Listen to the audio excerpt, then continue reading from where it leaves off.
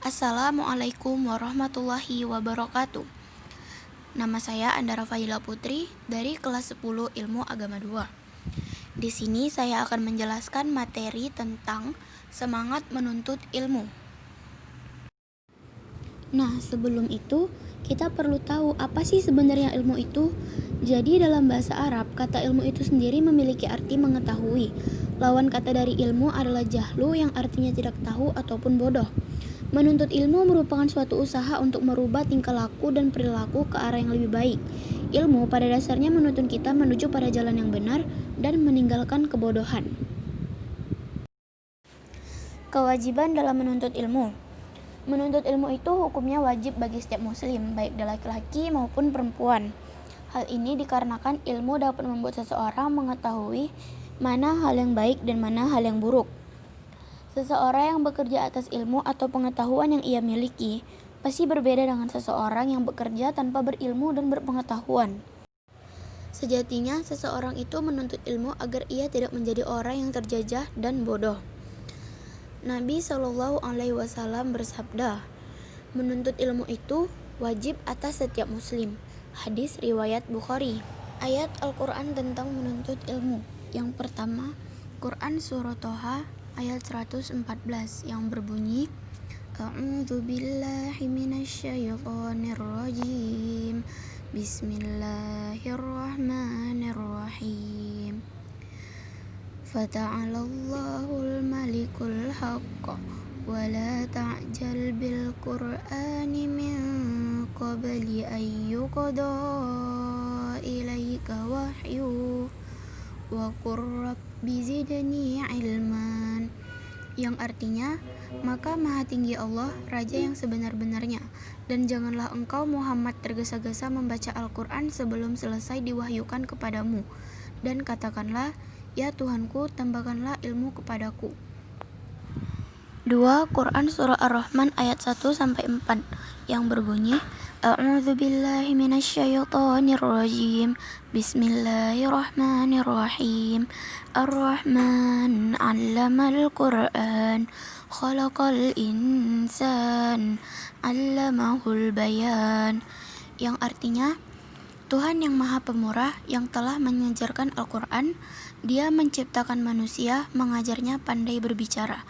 Quran Surah Ar-Rahman ayat 1-4.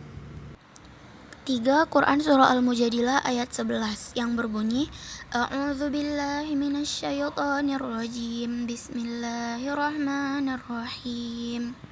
Ya ayyuhalladzina amanu idza qila lakum tafassahu fil majalisi fafsahu yafsahillahu lakum. Wa idza qila ansuzu fansuzu yarfa'illahu alladzina amanu minkum walladzina utul ilma darajat. Wallahu bima ta'maluna khabir. Yang artinya, hai orang-orang beriman, apabila dikatakan kepadamu, berlapang-lapanglah dalam majelis, maka lapangkanlah. Niscaya Allah akan memberi kelapangan untukmu.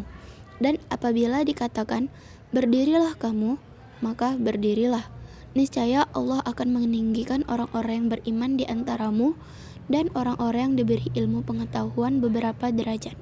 Dan Allah Maha mengetahui apa yang kamu kerjakan. Tafsir ayat Al-Quran. Yang pertama dari Quran Surah Toha ayat 114.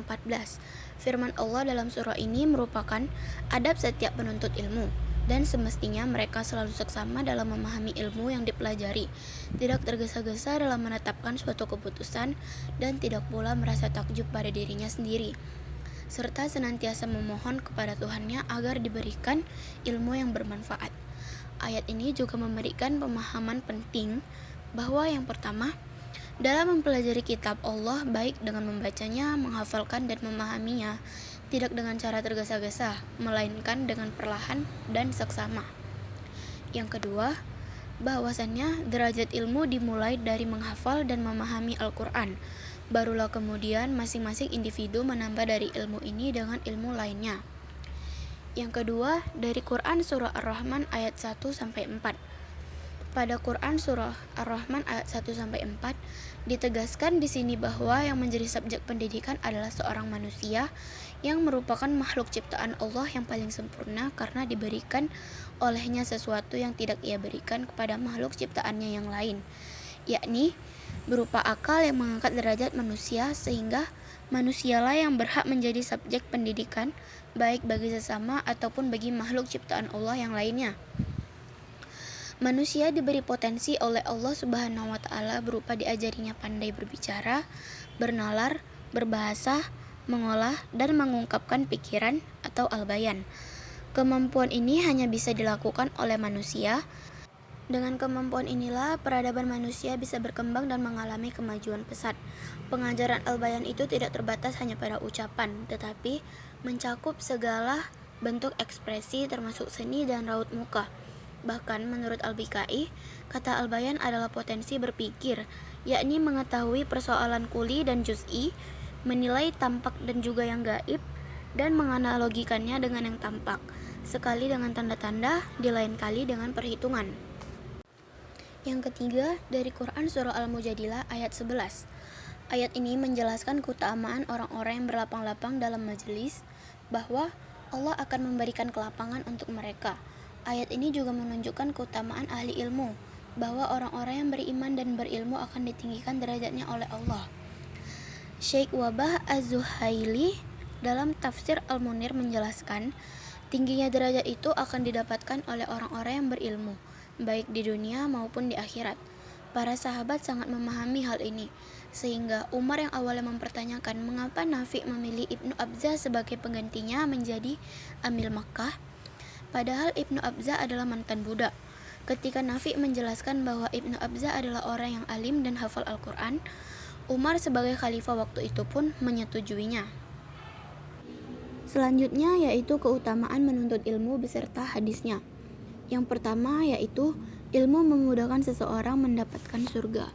Hal ini sebagaimana ditunjukkan oleh hadis Abu Hurairah radhiyallahu anhu, Rasulullah shallallahu alaihi wasallam bersabda, "Man salaka thariqan yaltamisu fihi ilman sahalallahu lahu bihi thariqan ilal jannah." Yang artinya, barang siapa yang menempuh suatu jalan dalam rangka menuntut ilmu, maka Allah akan memudahkan baginya jalan menuju surga. Hadis riwayat Muslim nomor 7028. Yang kedua, ilmu sebagai tanda kebaikan seseorang. Rasulullah shallallahu alaihi wasallam bersabda, "Ta'allamu wa'allamu wa tawada'u limu'allimikum wa la yalau limu'allimikum." Yang artinya, belajarlah kamu semua dan mengajarlah kamu semua, dan hormatilah guru-gurumu, serta berlaku baiklah terhadap orang-orang yang mengajarkanmu. Hadis riwayat Tabrani. Yang ketiga, ilmu adalah warisan para nabi. Hal ini sebagaimana dinyatakan oleh hadis yang artinya, para ulama adalah pewaris para nabi. Sesungguhnya, para nabi tidak mewariskan dinar ataupun dirham, tetapi mewariskan ilmu. Maka dari itu, barang siapa yang mengambilnya, ia telah mengambil bagian yang cukup. Hadis riwayat Abu Daud, At-Tirmizi, dan Ibnu Majah dinyatakan sahih oleh Asy-Syaikh Al-Albani dalam Shahihul Jami' nomor 6297. 4. Orang yang dipahamkan agama adalah orang yang dikehendaki kebaikan. Dari Muawiyah, Nabi Shallallahu alaihi wasallam bersabda, "May yuridillahu bihi khairan yufaqihu fiddin." Yang artinya, barang siapa yang Allah kehendaki mendapatkan seluruh kebaikan, maka Allah akan memahamkan dia tentang agama. Hadis riwayat Bukhari nomor 71 dan Muslim nomor 1037. Yang terakhir, ada motivasi terkait dengan semangat menuntut ilmu. Yang pertama, oleh Hasan Al-Basri.